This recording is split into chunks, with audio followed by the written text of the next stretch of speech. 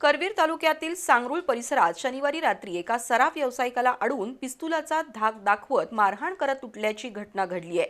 सांगरुळ इथल्या लक्ष्मी ज्वेलर्सचे मालक तेजाराम पेराजी माळी सुंदेशा हे दुकान बंद करून कोल्हापूरला घरी परतताना सांगरुळ स्मशानभूमीजवळ हा प्रकार घडला। या घटनेमुळे व्यापारी वर्गात भीतीचं वातावरण पसरलंय। कोल्हापुरातील तेजाराम माळी यांचं सांगरूळ इथं गेल्या 15 वर्षांपासून सराफी दुकान आहे। तेजाराम रात्री दुकान बंद करून सांगरूळहून कोल्हापूरला निघाले होते। ते सांगरूळ इथल्या विलास कॉर्नर परिसरात पोहोचले असता दबा धरून बसलेल्या 3 दरोडेखोरांनी तेजाराम यांच्या दुचाकी वाहनापुढे आपलं वाहन लावून अडवलं। हल्लेखोर आणि सराफ तेजाराम माळी यांच्यात झटापट झाली।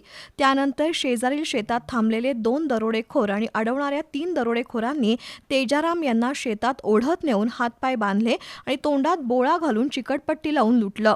या लूटमारीत 6 तोळे सोन्याचे दागिने हिसकावून घेऊन दरोडेखोर कोल्हापूरच्या दिशेने पसार झाले। दरोडेखोरांनी तेजाराम माळी यांची दुचाकी गाडी भरावात टाकली तर मोबाईल दुसरीकडे फेकून दिलाय। घटनेची माहिती कळताच करवीर पोलिसांनी घटनास्थळी धाव घेतली। पोलीस उपअधीक्षक सुजित क्षीरसागर, पोलीस निरीक्षक बाबासाहेब सरवदे, पोलीस उपनिरीक्षक शंकर कळकुटे, विजय गुरव, विजय कळसकर, सुजित दावणे यांनी घटनास्थळी पाहणी करून पंचनामा केला। पोलीस हवालदार प्रदीप सुर्वे, प्रदीप माने, कुणाल झेंडे यांनी स्टेला या श्वानाला आणून माग काढण्याचा प्रयत्न केला। श्वान गाडीपर्यंत येऊन घुटमळलं। या भागातील सीसीटीव्ही फुटेज आणि इतर तांत्रिक पुराव्यांच्या आधारे दरोडेखोरांचा शोध सुरू आहे।